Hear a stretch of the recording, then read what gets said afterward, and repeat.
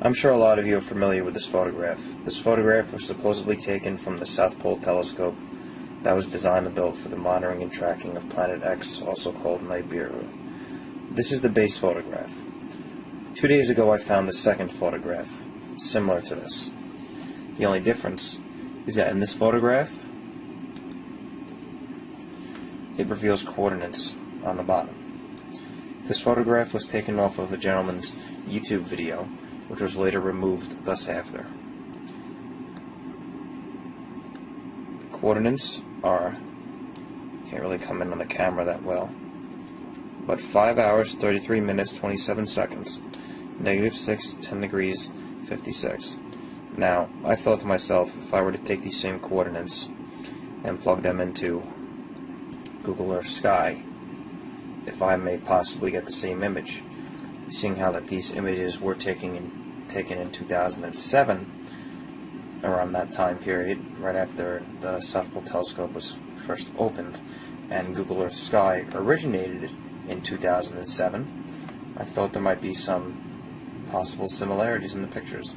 So let me just open up Google Earth here and I'll show you what I found. Now if we just go to View, Explore, and switch to Sky. Now I took the same coordinates, which I will show you here. 5 hours, 53 minutes, 27 seconds, -6, 10, 58. Now I will take those coordinates, zoom out here, and let's begin the search. And I think you'll be pretty amazed at what you find.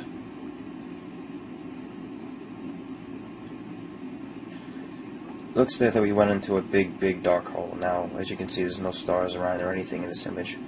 But if we slowly back out, you'll notice that in this exact image, there was just a cropped out circle, square, of absolutely nothing. This is the only image found in Google Earth Sky where it is completely blacked out. Now, if you zoom in really close, there's proof here that this is not just a false image. You see here this background star? The star is cut directly in half. And up here there's a little information tab, and when you click on it, what comes up, I'm not sure if you can see that, but all it says is this. I don't know what this means. I clicked on it, but it went to a dead link. Well folks, there you have it. There's more proof that Nibiru possibly does exist, and there's a big cover-up right now. And what worries me even more is the fact that someone went to the great extent of blocking out this image and for the public to see what is possibly imminently coming. Thank you very much, and enjoy the rest of your day.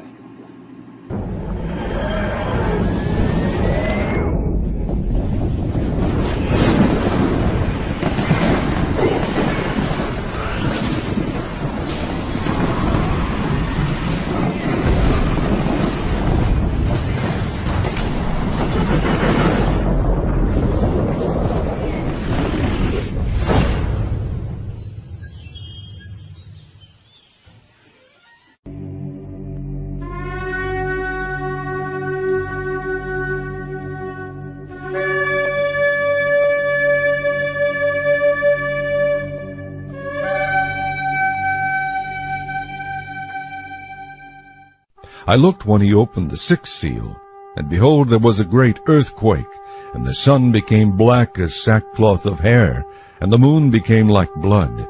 And the stars of heaven fell to the earth, as a fig tree drops its late figs when it is shaken by a mighty wind. Then the sky receded as a scroll when it is rolled up, and every mountain and island was moved out of its place. And the kings of the earth, the great men, the rich men, the commanders, the mighty men, every slave and every free man, hid themselves in the caves and in the rocks of the mountains, and said to the mountains and rocks, Fall on us and hide us from the face of him who sits on the throne, and from the wrath of the Lamb. For the great day of his wrath has come, and who is able to stand? Now, We're going to start today by talking about the days of Noah. Jesus, talking to his disciples, and it's recorded in Matthew 24, said, "But as it was in the days of Noah, so shall it be in the days of the coming of the Son of Man." In other words, as it was, and which then prompts us to go back and look at the days of Noah and find out how they really were. So let's talk about that for a little bit. We have the creation of man. We have the antediluvian civilization. And I think more and more is being learned about that time period. And you've done considerable research yourself. So let's talk about what interests you about the days of Noah. Well, Matthew refers to the days of Noah in a generic sense. I believe there's quite a number of aspects to the days of Noah. What interested me initially was the scientific approach. What caused the flood? What does the Bible say what happened to the earth before and after the flood? That gives us clues as to what happened. Is there evidence today that supports the theory as to what caused the flood? And is there any prophecies as to whether that event will reoccur in the future? Because if the phrase, "as in the days of Noah," is true, very much all aspects of that time will be replicated in the future. And what I'm referring to specifically is we have come to the conclusion that part of one of these events is a pole shift that happened at that time, which was an instrumental part of the flood, which we feel the Bible supports it, and it also talks about an upcoming pole shift in the near future. In other words, a pole shift then, which resulted in the flood. Mm-hmm. There will be another pole shift in the future, as described in Revelation. Right. But it will have a different effect than the one in the days of Noah. In fact, the Lord told Noah that he would never again destroy the world by flood, or by, I guess, totally covering it in water. But on the other hand, we read a lot of prophecy in Isaiah and other places that suggest a pole shift. I've got my Bible open here to Isaiah 24:20. "The earth shall reel to and fro like a drunkard." Well, that's a graphic description of something wobbling. And for something the size of the earth to wobble, I can't even imagine. Yeah. Tell us, what you see when you look at Scripture, both in Genesis and in Revelation. Right, absolutely. The first thing is what you described. The type of pole shift we're talking about is not a magnetic pole shift, which scientists are saying the Earth flips on its north and south pole magnetic axis frequently. In fact, we have a wandering north magnetic pole. It's somewhere in the Hudson Bay right now. We're not talking about that type of pole shift. We're talking about a geographic pole shift, one that is incredibly dangerous to the earth. It actually shifts the entire planet, as you mentioned, Isaiah talking about the planet wobbling. So let's look at the days of Noah before the flood. We find that before the flood, there's a description in Genesis 2:6 that the whole earth was watered by a mist and that there was no rain. We know because of our axis shift today at 23.5 degrees, we have weather patterns, cyclones, tornadoes. We have rain all over the planet at any given time, lightning storms. They had none of this before the days of Noah. No rain. And it says specifically no rain fell on the earth, which means the whole earth was truly watered by a mist. The only way that could happen is if the axis of the earth was parallel to the axis of the sun. So as it spun on its axis in its rotation around the sun, it became a temperate climate from North Pole to South Pole. The entire planet was basically a paradise, a garden. There was no polar caps at that time. We also see another clue as to the pole shift is that when the flood came, Genesis tells us that the fountains of the deep were broken up. There is, of course, references to the firmament in the sky, so there is possibly moisture in the air or a canopy. There is a canopy theory, but we believe that the Scriptures, even though that may have fallen, if there was a canopy, the majority of the water came from the oceans. Now, if you have a pole shift and physically, geographically shift the poles of the earth, grab the earth, shift it, it would not only wobble but then stabilize at its current axis orientation of 23.5 degrees, but in the process, the centripetal force would slosh the water from the oceans around the planet. That there's more than enough water to cover every mountain on the planet. Now we look at Genesis and we see the effects of the planet after Noah. Mm-hmm. And we are clearly being told there is a rainbow in the sky, a rainbow that has never been seen before because there's a lot of moisture in the air. This was God's covenant to Noah that he would never destroy the earth again by a flood.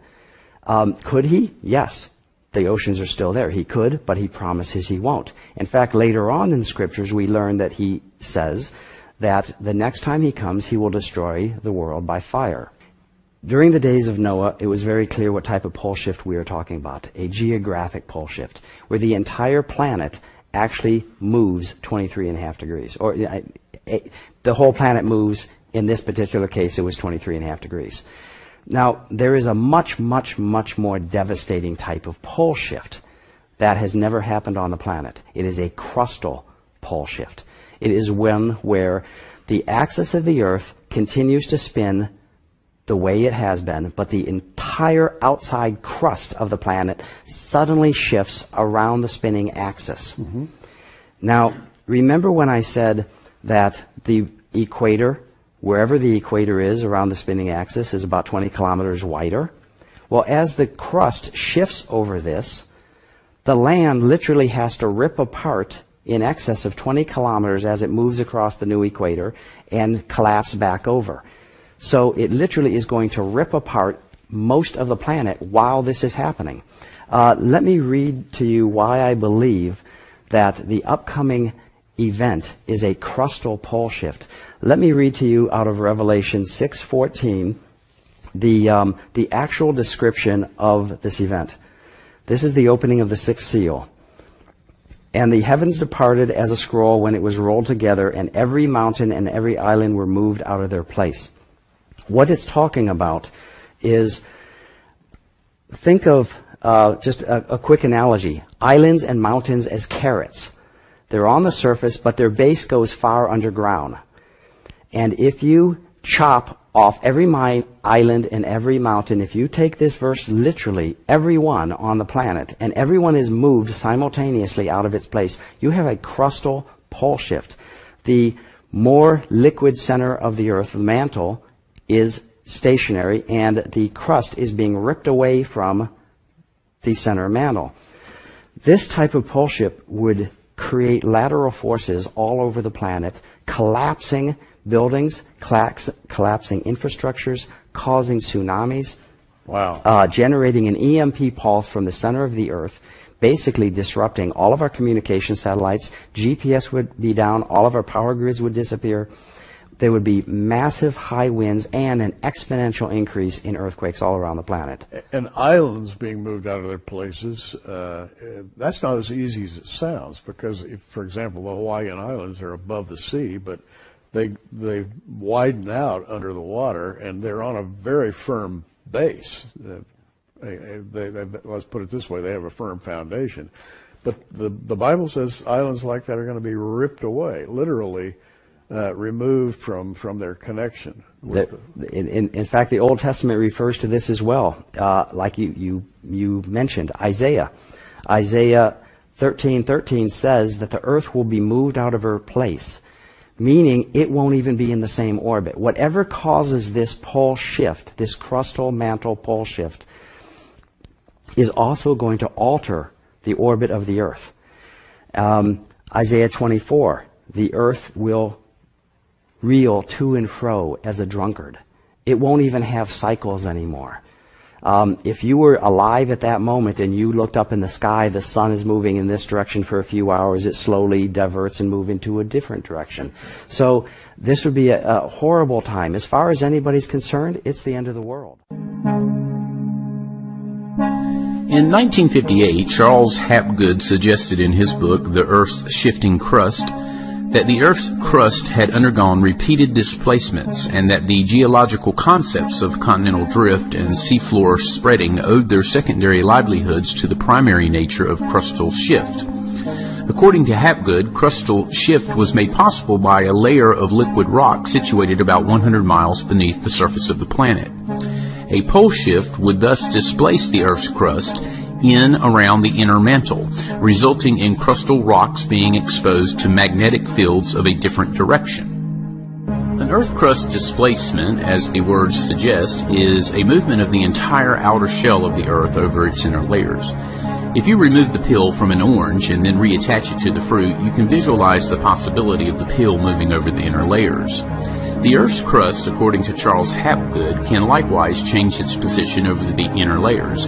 When it does, the globe experiences climatic change. The climatic zones, polar, temperate, and tropical, remain the same because the sun still shines on the Earth from the same angle in the sky. From the perspective of people on Earth at the time, it appears as the sky is falling. In reality, it is the Earth's crust shifting to another location. Some land moves toward the tropics, others shifts with the same movement toward the poles, yet others may escape such great changes in latitude. The consequence of such a movement of the entire outer shell of the Earth is catastrophic. Throughout the world, massive earthquakes shake the land and enormous tidal waves crash into and over the continental shelf. As the old ice caps leave the polar zones, they melt, raising the ocean level higher and higher. After publishing more than 70 videos on this subject, I thought that maybe it would be appropriate to provide my reasons why Nibiru, Planet X, is real, and how NASA has become an unwilling accomplice in verifying its existence. I'll start with the first one that comes to mind, and probably the most compelling argument for the existence of Planet X. You have heard me talk about this before, but for the sake of those who may be novice or inexperienced regarding this subject, let's be mindful of what has already been proven to be true. NASA announced to the world in 1983 that Planet X was on the fringes of our solar system. They said it was virtually knocking at our door. The story was covered on the front page of the Washington Post and the New York Times, two of the most prestigious newspapers in the world. Soon afterwards, then-President Ronald Reagan made the declaration part of the United States national security mandate, which in political terms means he made it illegal for astronomers, scientists, government agencies, and institutions of learning from speaking publicly about this discovery. He forced this mandate because he was convinced that the public would panic if they understood that a large planetary body was entering our solar system that had the potential to cause global cataclysms on an epic scale. He convinced other nations to follow suit, and it then became top secret information, where only bits and pieces were allowed to leak out to the public. There are many stories from ancient civilizations the world over that describe a large planetary body that returns to our solar system periodically, causing destruction in the form of superfloods, earthquakes, and volcanic activity. If you take the writings of the Sumerian world, considered the cradle of civilization, and compared them to the stories spoken by the Aborigines of Australia and the teachings of Holy Scripture with respect to wormwood, you will discover that each of these stories has a similarity that cannot be considered a coincidence. And here's why. The Sumerians were the people of Babylonia who actually named this planet Nibiru, or Planet of the Crossing, and did this in their own language. One of the reasons why this is so convincing is that the Sumerians actually discovered Pluto and included it in their model of our solar system, which is in direct contradiction to the fact that our own astronomers didn't announce the discovery of Pluto until 1930. If you have done any research, you may know why public and private astronomers alike are searching the sky for the elusive planet. In 1894, Percival Lowell, a wealthy American businessman, financed the building of the Lowell Observatory in Flagstaff, Arizona. Part of the Lowell Observatory's original mandate was to specifically look for the mysterious planet, thus establishing profound proof that America knew of its existence over 100 years ago. They searched the skies for over 30 years and thought they had found it in 1930, but it turned out to be what we call Pluto, and determined it wasn't large enough to be Planet X. This compelling piece of evidence is not widely known or talked about, but shows that certain groups within American society knew of this planet's existence and its potential for devastation.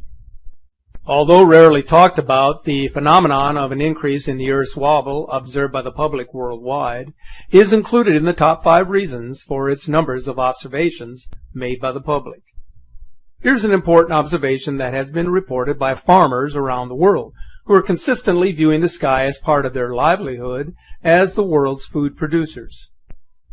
Since the year 2005, they have been noticing how the sun and the moon have been rising and setting in abnormal positions.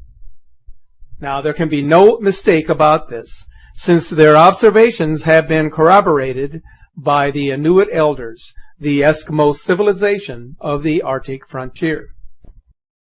So here's what we know about the movement of Nibiru Planet X. It is an unnatural orbit. It does not reside on the galactic plane where all other normal planets reside. It enters our solar system from the galactic south. That is exactly why this system can be seen more easily from the southern hemisphere. And this is why large astronomical observatories have been built in this part of the world. There is sufficient evidence of an abnormal Earth wobble. They include unusual changes in the jet stream resulting in extreme weather-related events, an increase in tectonic stress, an increase in volcanic eruptions, and the melting of the polar ice caps, which have been thoroughly documented by leading scientists and geologists.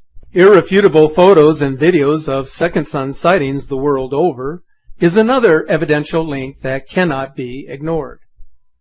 Some will say every one of these images are indicative of lens flares, unless they can be proven without a shadow of a doubt. Yes, of course, we live in a digital age of computer graphics and technology. Some can be easily faked or misidentified as lens flares or sundogs, dust smudges, or some natural phenomenon. But many are not, and those that are not fake are usually the ones that are subsequently removed. Why would you censor them if they were in fact fakes? The censorship of Planet X information is very compelling. But if something is real and is then deleted, it can no longer be used as evidence because it will be inaccessible to the public. Since the mid to late 1970s. I talked in length about this in my previous video, which coincidentally sparked a considerable amount of interest across social media and in the channel comments section of the video description.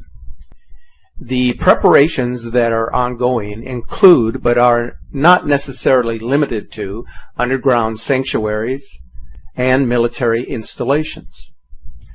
Stockpiling of supplies, which include food, water, seeds, weapons, ammunition, gasoline, and other pertinent necessities for survival. FEMA has constructed ready-made camps in various locations in the United States, away from coastlines. The camps are sitting there empty, but why exactly were they built? For what purpose? In China, they have constructed ghost cities within their vast interior, well away from coastal areas, populated by rural residents at the insistence of the Chinese military. The construction of camps can be interpreted as meaning one thing. They are anticipating the destruction or the elimination of large populations of their own citizens. One can determine that its purpose is to keep the impending cataclysms a secret for as long as possible. Unexplainable phenomena should be enough to convince even the most die-hard naysayer that our planet is changing exponentially. Since the beginning of the millennium, leading up to the present time, there has been a considerable increase in all of the events shown here. All of these events have one common denominator, the increase in the Earth's wobble, which can only be caused by another large magnetic influence in our solar system. But remember this one important reality. These events can be easily explained away and censored by the mainstream media and the powerful elite. The concerns of the public can be quickly quelled just by saying that these are natural events or events caused by human negligence. This then allows those in power to keep the public second-guessing, keeping them from connecting the dots and seeing the bigger picture. This is where you, as a sky watcher, should use common sense and draw your own conclusions that not all of these events can be just a coincidence. Is the misrepresentation or the underreporting of large earthquakes and volcanic eruptions on a global scale. In 2003, the United States Geological Society lowered the earthquake rating system by 1 point, thus allowing them to convince the public that large earthquakes were not on the rise. This shows the USGS duplicity in the matter, and people may have noticed that almost every major earthquake in the last 10 years is immediately downgraded by this institution. This certainly shows a pattern of deceit if you follow this with any sense of concern. Volcanic eruptions are more difficult to determine, but here is something quite striking. It is estimated that there are more than 3 million fissures, volcanoes, and magma flows that litter the ocean floors worldwide, with around 3,000 on the surface. One major volcanic eruption can pour more carbon dioxide and other poisonous gas and pollution into our atmosphere in one day than all of the man-made pollution we have released into the atmosphere in the last 100 years. Consider how this would affect the environment when multiple volcanoes are erupting worldwide at the same time, and you have a recipe for disaster that could well lead to a mass extinction level event. Here is something very interesting. Many believe the comet Elenin was so named as a warning to global elitists that Nibiru had arrived in our solar system. It's believed to be an acronym for Extinction Level Event. Nibiru is near. This reason I have saved for last. The overwhelming so-called scientific evidence that polar shifts have happened in the Earth's past. From a geological standpoint, the evidence is certainly overwhelming and has been confirmed many times over, even though it has not been widely recognized in the public perspective, even though dozens of research papers and studies show this to be true. What is suspect in their findings is the reason given for these past shifts, which has nothing to do with a rogue planet or a system of planets. Here is something I want you to know when you consider each of these findings by leading scientists. Many of them are paid and supported by government grants to publish conclusions on what the government wants you to know. Therefore, the evidence is shaped to fit the theory or the idea. The same could be said of astronomers. Many of them either work for NASA or for agencies tied to government research institutions. Because of this, they can be held to the national security mandate that was implemented by President Reagan in the early 1980s. So think about that the next time you ask why so many astronomers haven't said anything about Planet X. If your livelihood is linked to an agency that wants information kept from the public, you will lie, You will falsify documents, and you will create new theories to back their agenda. I could list more reasons for the existence of Planet X, as it is all too real for me, but I want you to do some of your own research. Search the internet. Read up on book publications dating back 100 years. Or if you prefer not to read, check out the many videos and movies and documentaries on this subject. It is our best means for seeking the truth. If Planet X is an elaborate hoax designed to spread fear throughout the world, then it has to be considered as the greatest of all. I've been accused of being a fearmonger just because of what I believe in and because of my sincere desire to warn others. And that is okay. I can handle that. You see, it has to do with a more noble cause. It is a part of our spiritual orientation and development. This is the moment in our existence in which we determine whether we live to serve others or to serve ourselves. It is a matter of choice. Some of you have already seen what is coming, either through your visions and dreams of its reality, or through your diligent observations of the sky. Through your own intuition coupled with spiritual guidance, you have come to know and understand these things. Not all of us are blessed to see its existence in its physical state. And yet, because of humanity's propensity not to believe anything that they cannot see with their own eyes, then many will have a difficult time in believing what the rest of us know to be true. Even so, we shouldn't stop recognizing how all of this is affecting the earth. Many are under the false assumption that something this big or this important just couldn't be kept from the public, and that out of the goodness of their hearts, the governments would inform their citizens if this were true. But the reality is they cannot inform you, and they will never inform you.